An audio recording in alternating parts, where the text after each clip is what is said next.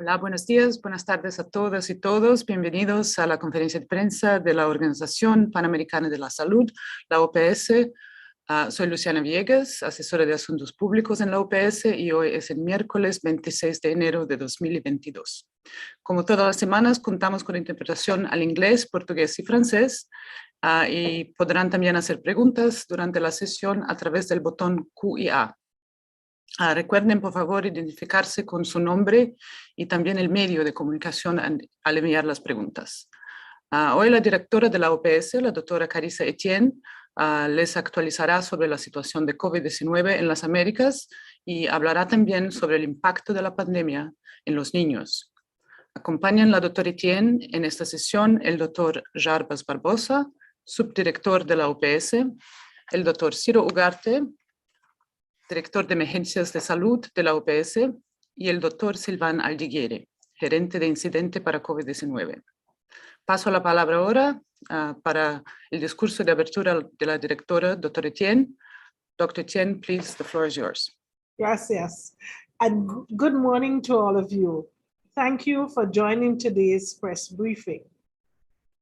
In the last week, more than 8 million new COVID-19 cases were reported in our region.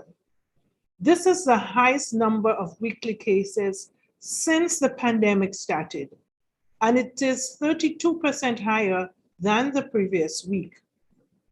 Deaths throughout the region also increased, with 18,000 new deaths, marking a 37% relative increase over the prior week.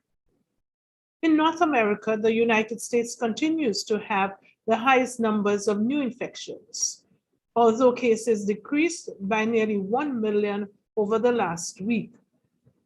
By contrast, in many of Mexico's southern states, we have seen new infections triple over the last 7 days.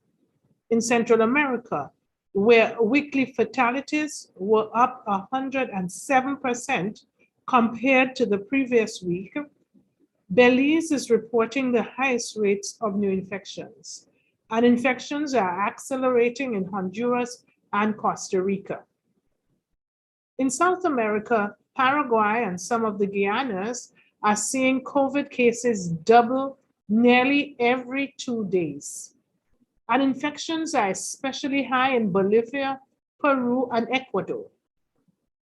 Argentina reported over 797,000 cases, while Brazil's case count of 477,000 showed a 193% increase over the prior week. Meanwhile, in the Caribbean, Haiti and Martinique continue to report significant surges, as both countries also report some of the lowest vaccination coverage rates in the region. As COVID cases are spreading more actively and more quickly than ever before, it is clear that Omicron has become the predominant SARS-CoV-2 strain in our region at this moment. To better understand how this virus is progressing and to guide decisions, it is critical that countries continue to collect and use subnational and subpopulation data. The more localized the data, the better, because what's happening in a country's urban centers might not reflect the reality of its rural regions. Now more than ever, we need data about how this virus is affecting different ages, genders, groups, and geographies, so we can equip local municipalities and districts with the tools that they need to manage risk and to guide their populations during this time. These data are also critical to help countries identify gaps and target resources to ensure that the persons most at risk of severe COVID-19 disease and death are protected first. As we touch on the topic of equity, I want to share an update on the pandemic's impact on our children and adolescents. First, we should be clear. children can get infected with COVID-19 and can transmit it to others. When sick, most children have mild disease that can be treated at home. Hospitalizations and severe cases are more frequent among children with pre-existing diseases and is rarely seen among otherwise healthy children. But because of the scale of the ongoing outbreaks, more people of all ages are becoming infected with SARS-CoV-2 virus. And because vaccinated adults are well protected against severe disease, most hospitalizations occur among the unvaccinated persons, including children. Children with comorbidities like diabetes and asthma are especially vulnerable. And while most of these children are recovering and doing well, not all of them are. But COVID isn't the only risk that our children face. Over the last 2 years, millions of kids across the Americas have missed out on their routine medical visits, leaving them behind on their routine vaccinations. In fact, vaccination coverage has dipped so low that countries are at risk of losing 2 decades of immunization progress. As a result, countries are beginning to see outbreaks of diseases that for years had been under control. Brazil, for instance, is fighting an ongoing measles outbreak, while Haiti and the Dominican Republic are combating ongoing diphtheria transmission that is threatening children's growth and development. At the same time, our children continue to face the worst educational crisis that we have ever seen in this region, with millions of children yet to return to the classroom. And with each day that children go without in-person schooling, the greater the likelihood that they drop out and never return to school, leading to lifelong consequences. Additionally, the mental and psychological health of children and adolescents is being significantly affected, which may result in long-term consequences. But we know what it takes to address these problems. The first and most important thing countries can try to do for kids is to get them safely back to school to protect their social, mental, and physical well-being. Ministries of health, education, and social protection must work together to bring as many of our children as possible back to school safely, because virtual learning does not and cannot replace in-person schooling. For some children, schools are safe havens to learn, to socialize, to receive mental health support, and to get a nutritious meal. So as countries in the Southern Hemisphere welcome kids, teachers, and staff back to the classroom, and as countries in the Northern Hemisphere enter the flu season, we remind countries that PAHO has published detailed guidelines and considerations to facilitate the safe return to in-person learning. By promoting mask wearing and social distancing and ensuring adequate ventilation, countries can safely reopen schools. High vaccination rates among children are not a prerequisite for school reopening. We also urge parents and caretakers to get their children caught up on routine immunizations by bringing them in for their medical checkups. But of course, this rests on having these services open and available. Countries must see routine immunizations for what they are, essential.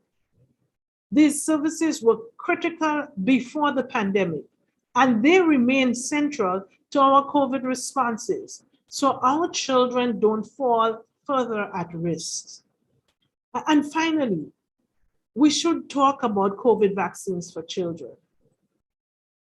Before considering vaccinating healthy children, countries should ensure that coverage among groups at highest risk of COVID-19 disease and death is high.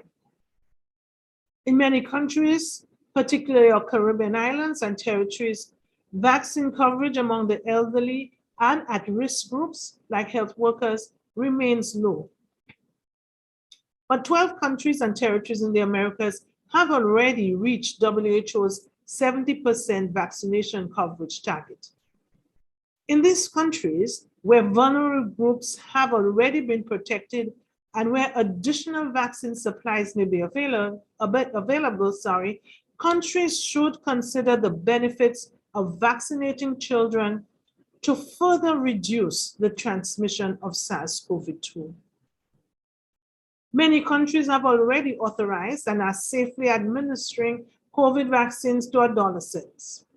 And last week, the WHO's expert group on immunization authorized Pfizer's COVID vaccine for children between the ages of 5 and 12, offering a roadmap for countries that may be ready to roll out COVID vaccines for them. As countries weigh the benefits of vaccinating children, and as they work to bring back in-person learning, I want to reinforce a point that I made earlier at the top: the need for better and more granular data. This data holds the key for how to restore or offer these services safely. Countries must act urgently so the next generation has the health, education, and social opportunities to reach their fullest potential, and so that no child or teen is left behind. Thank you. Thank you, Dr. Etienne. We move to the questions, a question that we received from several journalists, including La Prensa, Panamá, El Comercio, Perú, Uno TV, Mexico, El País. Mexico is, in recent days, Hans Kluge, the WHO Regional Director for Europe, spoke about the transition to endemicity in Europe and the possibility that we are approaching the end of the pandemic. Can a similar forecast be made for Latin America after Omicron? And would we have any estimates? Dr. Etienne. Well, thank you for this question. Of course, none of us has a crystal ball. And so it's too early to say that we are approaching the end of the pandemic. What I can say is that we have the tools to control the spread of COVID, which has been unprecedented. These tools are also effective against the Omicron variant and can help all of us control transmission. So first, get vaccinated when it is your turn, and get a booster when your country recommends it for your age group or condition. Second, continue to use caution and protect yourself from exposure to the virus. Wear a well-fitting mask with the highest protection available, especially if you are in an enclosed space. And keep a physical distance of 6 feet or more from other people, and avoid crowded spaces, especially during parties or celebrations. If you are indoors with other people, make every effort to open windows or ventilate these spaces so air can circulate. Please don't forget about hand washing. Washing your hands frequently is important, especially before you put on your mask or when you take it off. We have been urging people in the Americas to use these tools, and really they are straightforward.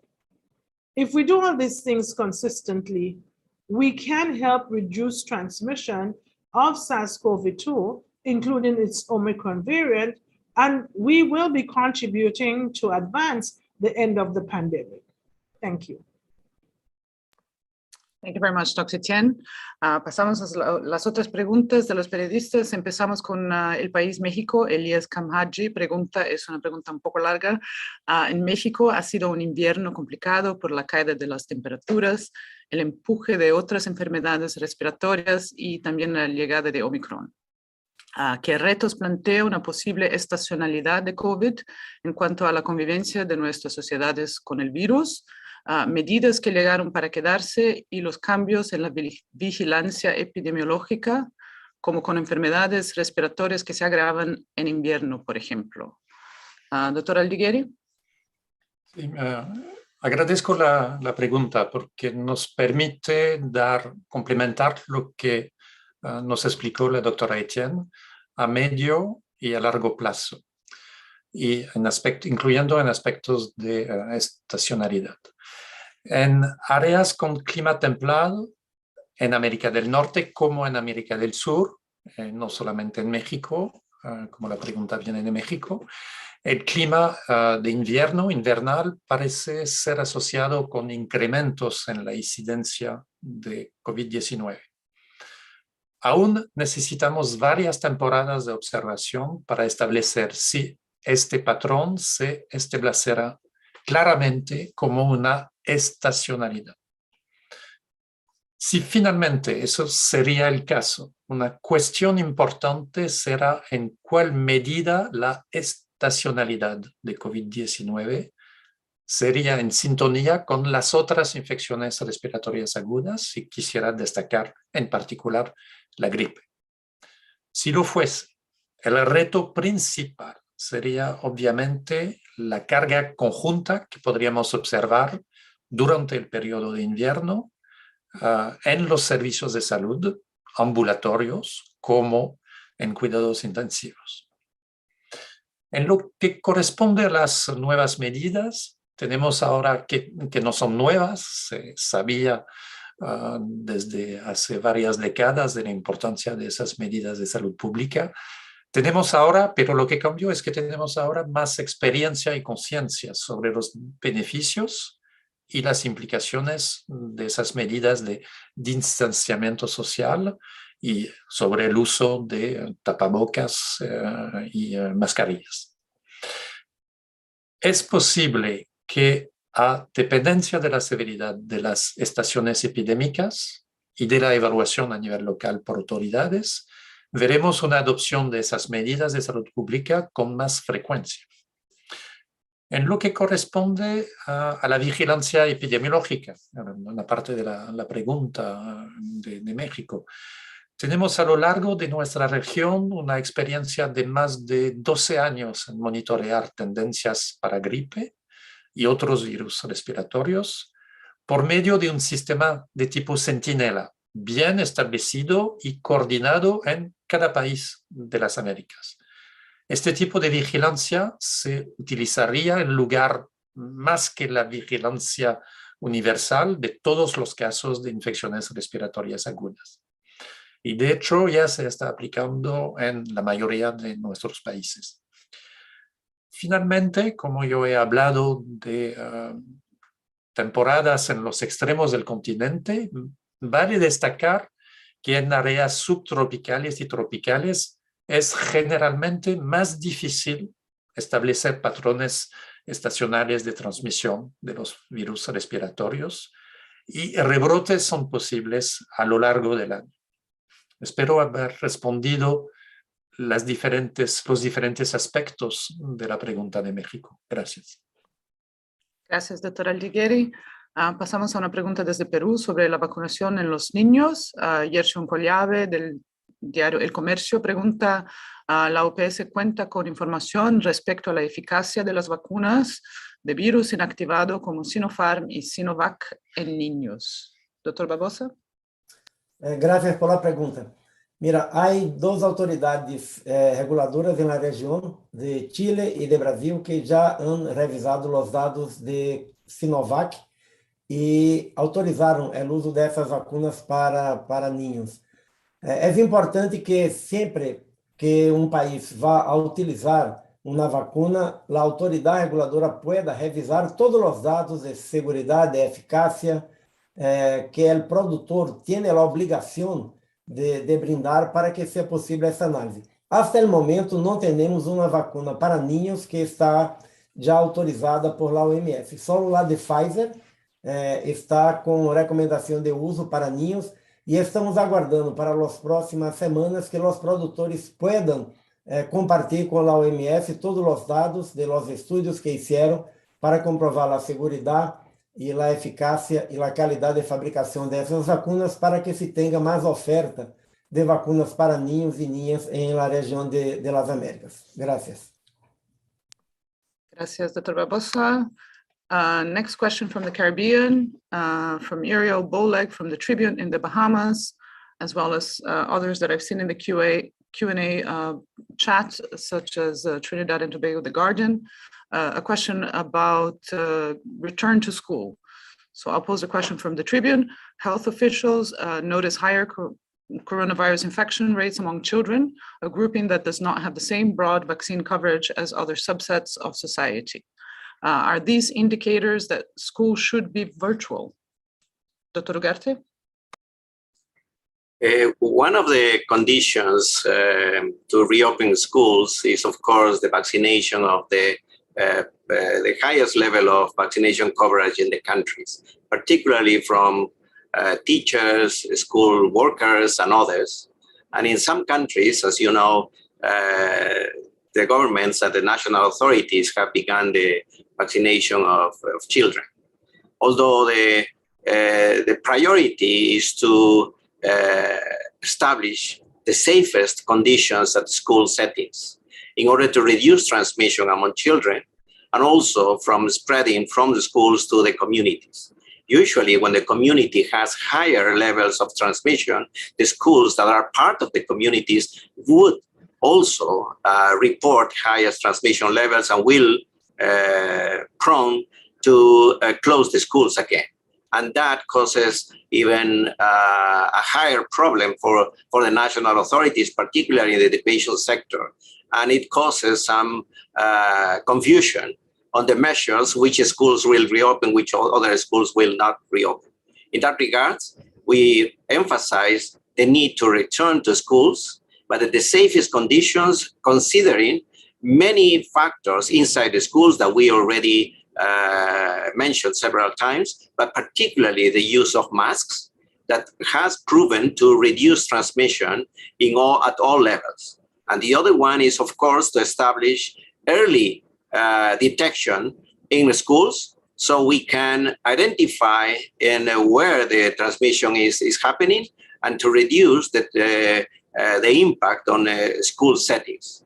At the same time, we consider that when it is not only the school itself, it's also the transit from home to school and back from the school to the homes. So those are also some of the conditions that must be in place so the schools can reopen as soon as possible in the safest conditions. Thank you.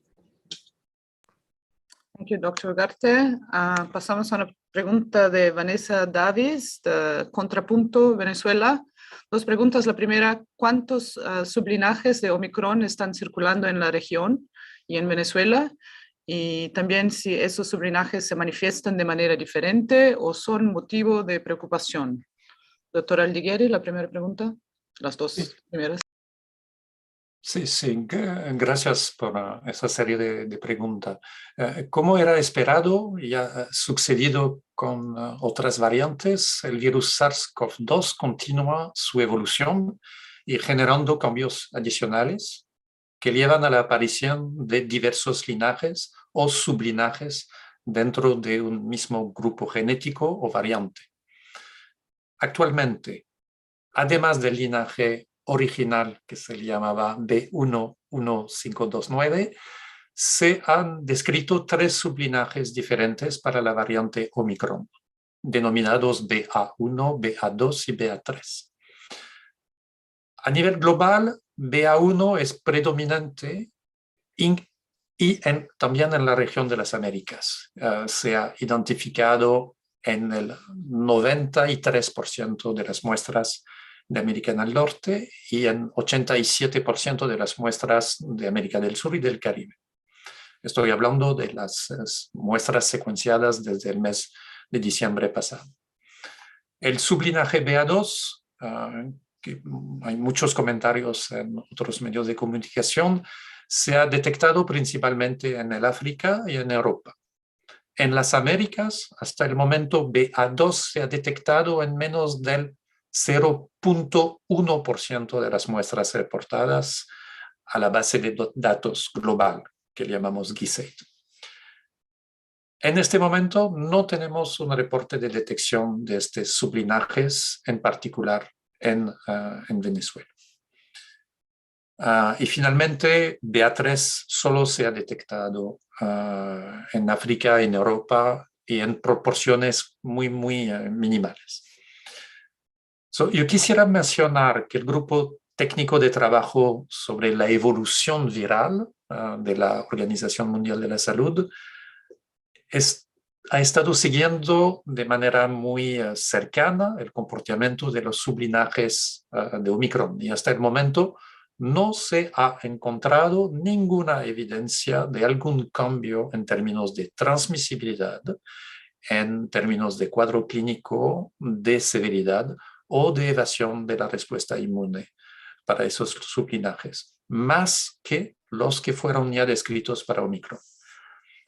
Es importante mencionar que se trata de una misma variante y actualmente no existen motivos de preocupación adicional ni para un cambio en las aplicaciones de medidas de salud pública y cambios en la vacunación y las medidas de distanciamiento social. Y informaremos en función de los varios estudios que se están realizando a nivel global y regional. Gracias. Gracias, doctor Aldigueri. Vanessa también tiene una segunda pregunta sobre las vacunas. Pregunta cuántas personas se han vacunado en Venezuela solo con la primera y la segunda dosis, y cuántas han recibido dosis de refuerzo. Doctor Barbosa, si tienes alguna actualización. Sí, gracias por la pregunta. Mira, los datos que tenemos son los países que envían todos los viernes, así que seguro que el Ministerio de Salud tiene los datos todos los días. Nosotros hacemos una vez a cada semana, todos los países envían los datos para que puedan ser consolidados. Entonces, Venezuela ya ha recibido un poco más de 12 millones de dosis de vacunas por el mecanismo COVAX, pero también Venezuela tiene sus acuerdos bilaterales. Así que la información que tenemos hoy es de que ya 18.393.519 personas recibieron la primera dosis, que corresponde a 64% de la población, y que 40,4% ya están con el esquema completo, que son un poco más de 11.600.000 personas. El viernes vamos a tener otra actualización que el Ministerio de Venezuela va a enviar. Gracias. Gracias, doctor Barbosa.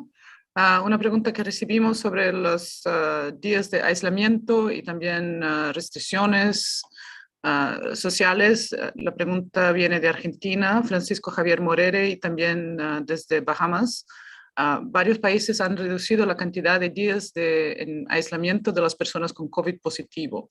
¿Esta decisión se basa en un criterio sanitario, según algún dato científico, o es una decisión de los gobiernos basada en criterios económicos? Es la pregunta. Y también desde Bahamas, la pregunta es, we should implement tighter restrictions and enforcements.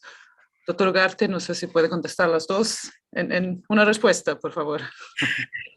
Está bien. La asociación, la reducción de la transmisión está claramente vinculada a la detección de los casos, pero también a las medidas de cuarentena de los casos sintomáticos sospechosos y el aislamiento de los casos confirmados. La mayoría de la transmisión es evidentemente mayor en aquellos pacientes sintomáticos. Y debido a varios estudios y análisis que se han hecho en los países, durante el periodo mayor de la transmisión, en los casos positivos es cuando están sintomáticos. Sin embargo, las medidas de reducción del tiempo de aislamiento tienen que tomarse en cuenta en función del nivel de transmisión comunitario y también de la sobrecarga de los servicios de salud. De tal manera que esas consideraciones son vinculadas al balance que tienen que hacer y que hacen las autoridades respecto a las condiciones sociales y económicas y las condiciones de salud y la protección frente a la pandemia. En ese sentido, cada uno de los países está analizando medidas a nivel nacional, subnacional y local, porque la transmisión se presenta, como hemos observado, no solamente en términos de país completo, sino en zonas específicas de los países donde esas medidas tienen que ser adaptadas para poder reducir la transmisión. Evidentemente, el impacto en la economía y la sociedad de las acciones, todos los sectores se afectan por la reducción de la fuerza de trabajo, principalmente de aquellos servicios críticos. Y mantener en aislamiento a la persona por mayor tiempo reduce la posibilidad de que las comunidades puedan recuperarse más rápidamente. De tal manera que esas medidas, si se adoptan, tienen que estar claramente vinculadas con el análisis del impacto de esas medidas en cada una de esas localidades y los países. Solo así se podrá mantener ese balance entre la economía, la sociedad y la salud de la población.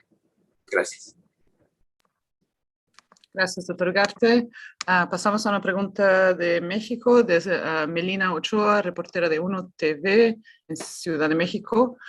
Melina pregunta, en martes, el subsecretario de la Salud indicó que la variante del virus SARS-CoV-2 Omicron más la vacunación contra COVID eventualmente causarán inmunidad en una gran proporción de las personas, lo cual podría contribuir al final del periodo epidémico en México y el mundo.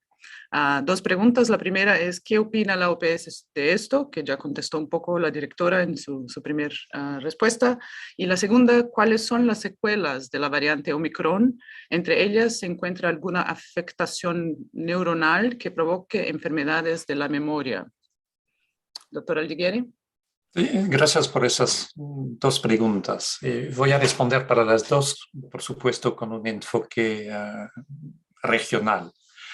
Que sea en México o en los otros países de la región, no hay duda que la vacunación, así como la infección natural, concurran en levantar la inmunidad de la población y que esa inmunidad juega un papel importante en definir los niveles de transmisión y la severidad de la enfermedad por COVID-19. Es difícil anticipar generalmente cuando este mecanismo logrará controlar de manera sostenida esa pandemia, porque su actividad dependerá también de múltiples factores que pueden variar a nivel local y por país. Cuanto a la segunda parte de la pregunta, todas las variantes del virus SARS-CoV-2, incluyendo la variante Omicron, pueden causar enfermedad severa o crítica y producir la condición llamada condición post-COVID. Los síntomas más comunes de la condición post-COVID incluyen fatiga, dificultad para respirar, tos persistente, dolores musculares, pérdida del olfato o del gusto, disfunción cognitiva, creo que es donde la periodista quería precisar con aspectos de memoria, depresión y ansiedad. Pero existen también otros que no voy a detallar en este momento. Esos síntomas pueden tener un impacto en el funcionamiento diario de las personas y pueden fluctuar o recaer con el tiempo. La mejor manera de protegerse contra una condición post-COVID es haciendo todo lo posible para evitar infectarse con el virus del SARS-CoV-2, todas sus variantes, y para disminuir sus complicaciones. Y eso incluye, y tenemos que repetirlo siempre, vacunarse y seguir las numerosas y conocidas medidas de distanciamiento social. Y eso puede reducir las posibilidades de infectarse. Espero haber cubierto ambos aspectos de la pregunta de la colega de UNO TV. Gracias. Gracias, doctora Aldiguieri. Pasamos a pregunta desde Caribe. Jennifer Reddock from the Montserrat Reporter and also Kevin Fellman from Trinidad and Tobago are asking about Carnival. I'll read a question from Jennifer. For countries with a small population size and health systems with limited resources, given the extended nature of the pandemic, how advisable are festival or carnival celebrations, keeping in mind economic, social, and mental health factors, if it is thought that both Delta and Omicron are present under conditions described as community spread? Dr. Ugarte? Thank you, Luciana. Thank you for those questions. As I mentioned previously, national authorities have pursued the best balance possible between social and economic considerations, and also the application of the transmission control measures to reach the safest feasible conditions for the population.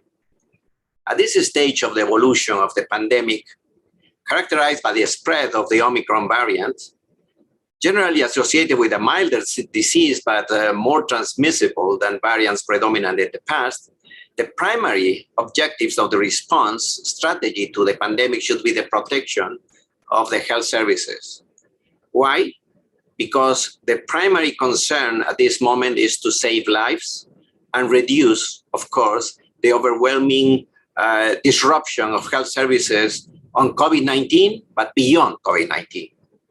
And therefore, as always, the decision of national authorities to carry on or authorize social activities should be driven by the status of the capacity of the health services and the transmission, so that the health services are not overwhelmed by COVID-19 patients, but as I said, also to continue recovering all other health services for the rest of the population or the rest of the health priorities. Obviously, the main factor to take into account is the vaccination coverage of the population. So in the context where the vaccination coverage is high, there is lesser risk of overwhelming health services, as we know, because the vaccinated people will present, will not be not prone to present moderate or severe cases. So even in the presence of a more transmissible variant like Omicron. Therefore, once again, the call is for vaccination. A tool that not only protects the individual, but can also permit easing social distancing measures. Keeping low COVID-19 transmission levels and high vaccination coverage will allow our countries and communities to better recover from the harsh impact of the pandemic. And the national authorities are looking for that, but the responsibilities of each one of us to maintain all the protective measures, even if we are vaccinated. Thank you. Thank you, Dr. Ugarte. Tenemos aquí una pregunta de seguimiento sobre la vacunación en los niños de Manuel Lino, Eje Central, México. Manuel pregunta, la OMS sugiere que para detener a Omicron es recomendable vacunar a niños de 5 a 11 años. Esta medida es recomendable para países de la región, como México, que tengan la posibilidad de hacerlo. Doctor Barbosa. Gracias por la pregunta, Manuel. Pero primero déjame aclarar, no hay una recomendación de vacunar niños para controlar la transmisión de Omicron. Lo que pasa es que en la semana pasada el grupo de asesor, de expertos que hace las recomendaciones para la OMS, para la OPS, tuvieron una reunión para evaluar todos los datos, las nuevas evidencias y seguro también que como se va ampliando el acceso de los países a las vacunas, incluso en Latinoamérica, en el Caribe y en otras partes del mundo, las recomendaciones se van actualizando. Entonces, esas recomendaciones ahora son muy claras de que, con las evidencias de que la protección que se adquiere con las vacunas van disminuyendo después de un periodo de tiempo, es necesario tener una tercera dosis para que essa proteção pueda mantener-se incluso contra la Omicron. La vacunación debe obedecer uma estratégia que foi muito bem discutida com todos os países. Quando não se tem, todavia, em um país, uma vacunação muito ampla em los grupos prioritários, a prioridade sigue vacunar os adultos maiores, vacunar las personas que tienen alguna enfermedad crónica, las personas que tienen algum comprometimento de seu sistema imunológico, depois os outros adultos, mulheres embarazadas, ou seja, há toda uma escala basada em risco, porque o primeiro objetivo de uma vacinação é exatamente salvar vidas, manter os serviços essenciais funcionando e apoiar também o controle da transmissão. E nessa reunião da semana passada também se hizo uma recomendação de uso de la vacuna de Pfizer para niños de 5 a los 11 anos, medida que pode ser adotada em los países que já estão com uma cobertura vacunal elevada, né? Ou seja, se já estão protegidos os adultos maiores, as pessoas com enfermidades crônicas, todos os adultos, e o país conta com o acesso às vacunas, o próximo passo seguro é começar também a vacunar as crianças, para os niños, para que possam estar protegidas. Gracias. Gracias, doctor Barbosa. Pasamos a una pregunta desde Canadá. Nicholas Pescod with Czech News in Victoria, British Columbia, Canada. He asks, what is the PAHO's position on testing? Should governments be testing citizens as much as possible? And if so, what is the benefit of doing that? Further to that, he adds, can you comment on British Columbia's policy regarding its testing strategy, which is basically testing a limited number of people? Dr. Aldigueri? Thank you for the questions. First, it's important to mention that there are different testing strategies, and each country and subnational level has the authority to implement and adapt those strategies that better fit with their quickly evolving epidemiological situations. Since the beginning of the pandemic, PAHO has recommended to prioritize testing in symptomatic cases according to the case definitions and following the national guidelines. Given that the current situation is characterized by a rapid increase in the number of cases in the context of Omicron, the subsequent increase and even indiscriminate use of diagnostic tests might generate shortages that would impact negatively on the surveillance system. In this context, with the objective to maintain a rational use of the resources, PAHO has released recommendations to prioritize the sampling, focusing on suspected cases at higher risk of complications.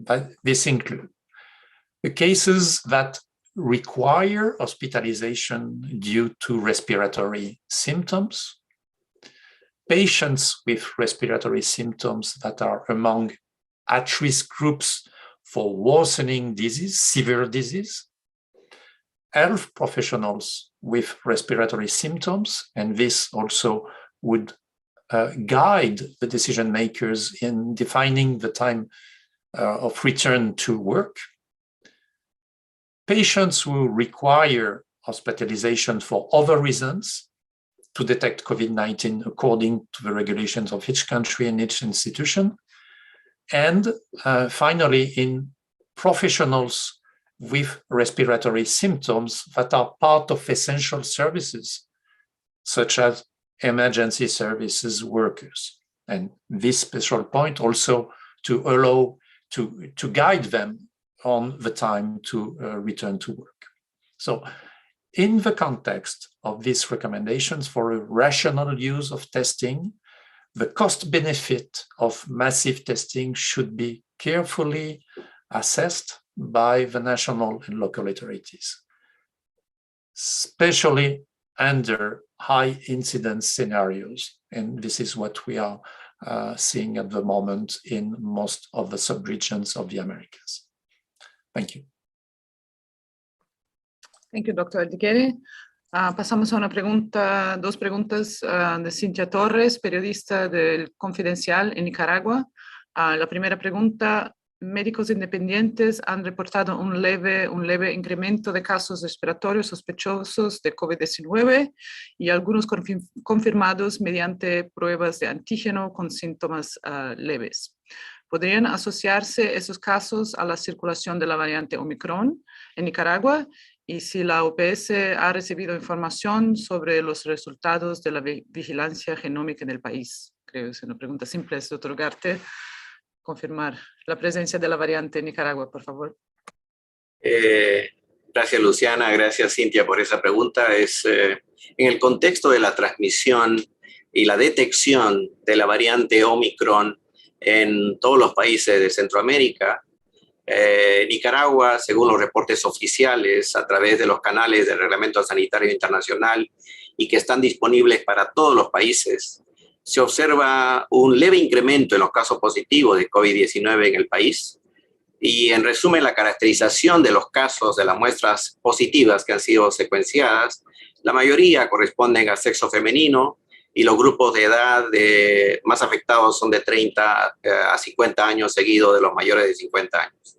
En ese contexto, como he mencionado en los canales del Reglamento Sanitario Internacional, Nicaragua confirmó la circulación de la variante Omicron y que hoy la mayoría de las muestras positivas por SARS-CoV-2 corresponden a esa variante y en menor medida a la variante Delta.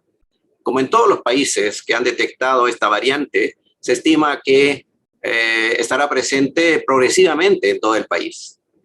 Es por ello que es muy importante que la población esté consciente de que es muy difícil que una variante de este tipo esté concentrada solo en un lugar y que por lo tanto es imprescindible mantener las medidas de protección, en particular el uso adecuado, permanente de mascarillas en los ambientes públicos, mantener la distancia física, evitar aglomeraciones, particularmente en lugares donde es muy difícil digamos que el ambiente esté cerrado y entonces puede hacer que la transmisión sea más posible, que aumente la transmisión.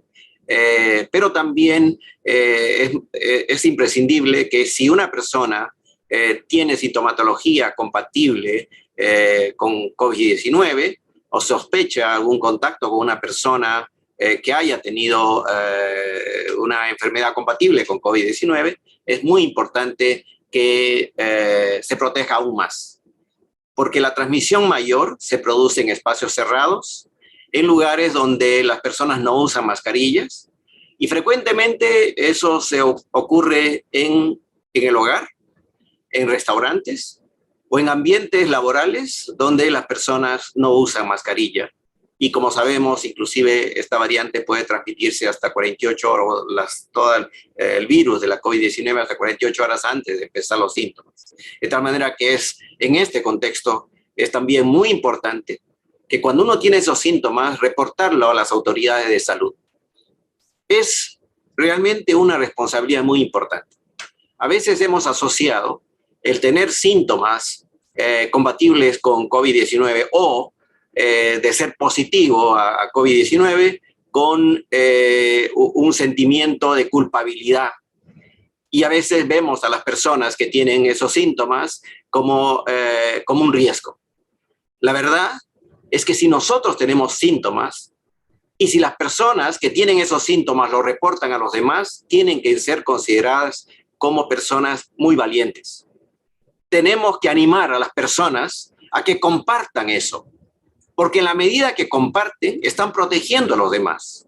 Y aquellos que comparten esa información deben ser premiadas y deben ser ofrecidas en el sentido de que ayudarlas para poder mantener las medidas de protección, particularmente la cuarentena o aislamiento que corresponde. Esa es una responsabilidad de todos. Y poner un estigma a las personas que son positivas de COVID-19 o que tienen síntomas nos está causando grandes problemas de aumento de transmisión. Así que esto va para la población en Nicaragua, pero también para la población de toda nuestra región, porque la transmisión todavía sigue siendo muy activa. Gracias. Gracias, doctor Garte. Una segunda pregunta de Cintia sobre la vacunación en el país. Pregunta si la OPS cuenta con la información de cuántos niños han completado su esquema de vacunación contra COVID en Nicaragua. Doctor Barbosa. Gracias por la pregunta, Cintia. Sí, Nicaragua envía todas las semanas la información. Como hablé, son datos que tenemos desde el último viernes. Entonces, Nicaragua, hasta el momento, ya recibió alrededor de 5.200.000 dosis por intermedio del mecanismo COVAX, pero también Nicaragua ha recibido donaciones bilaterales y tiene también su propia adquisición. La vacunación, así como en otros países, ha avanzado bastante.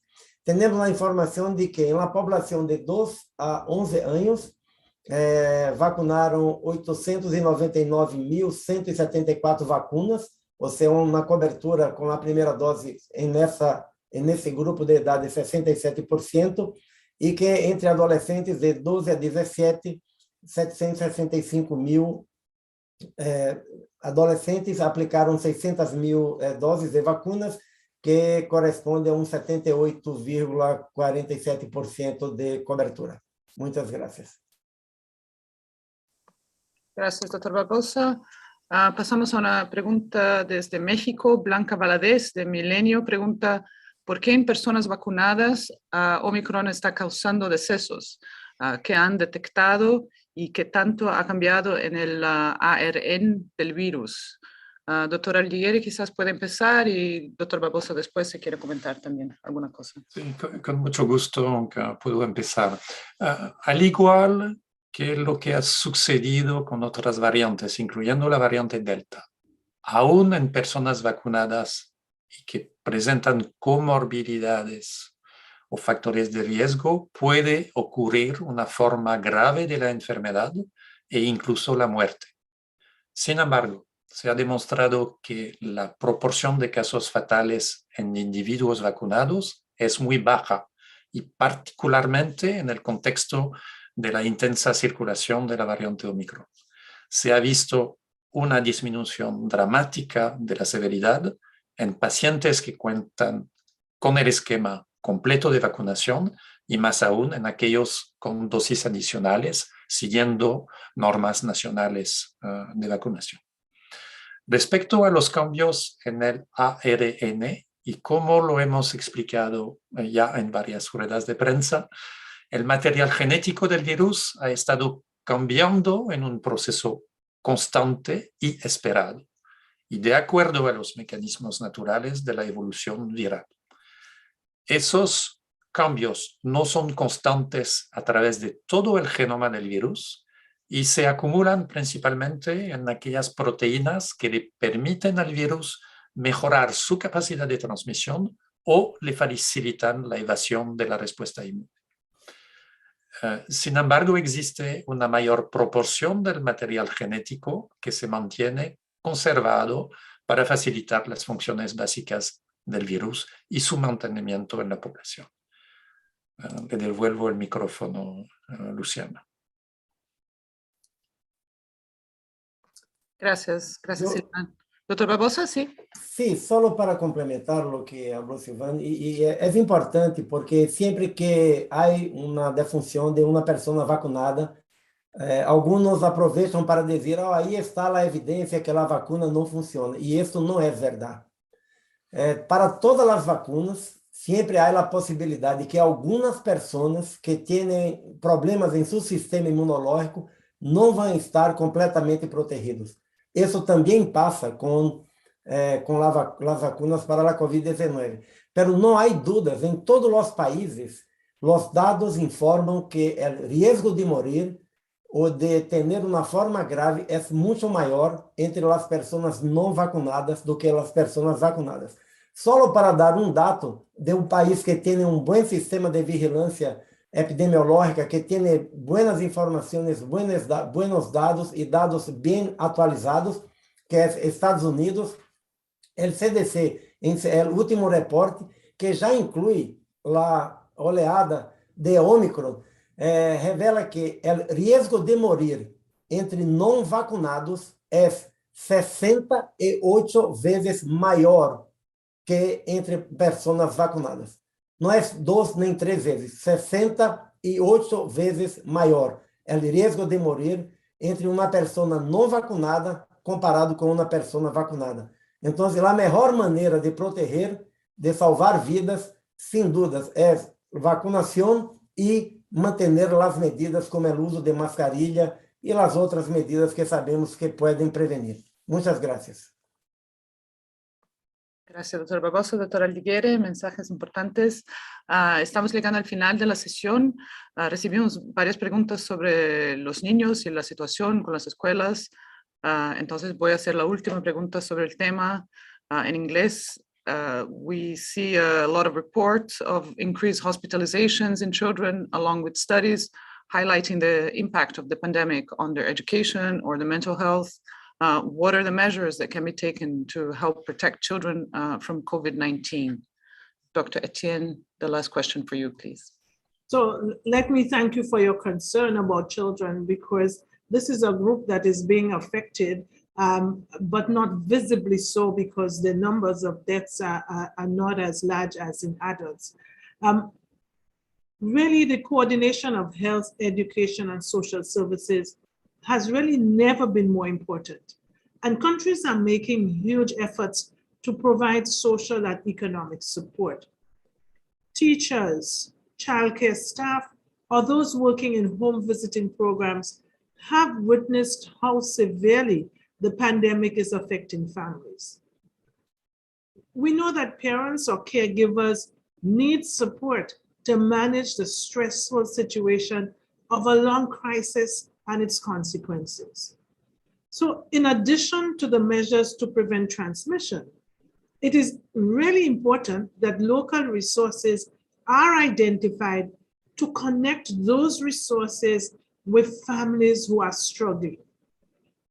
When caregivers face hardship and distress, children are also affected.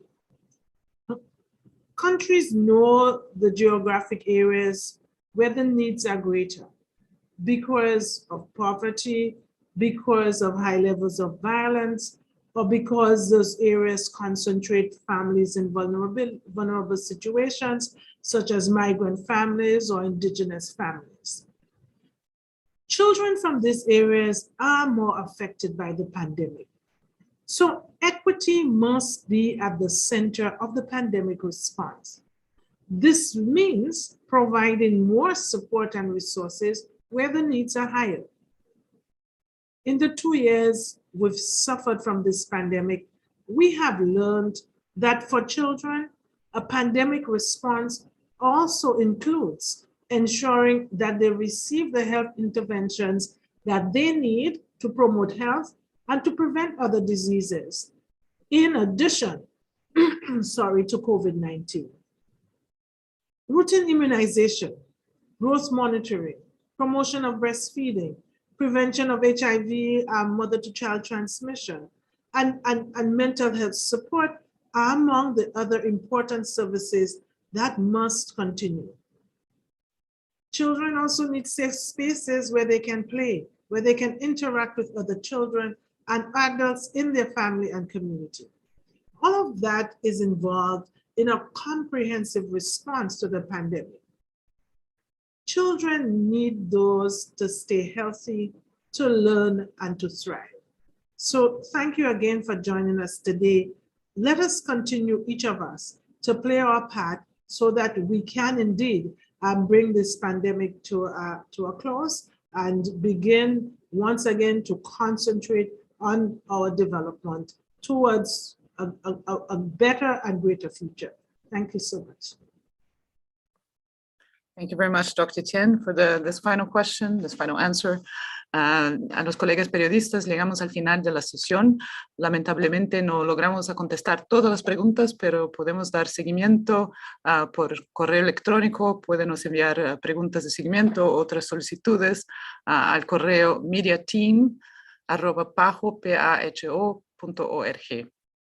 Y claro, pueden encontrar más información en nuestro sitio web.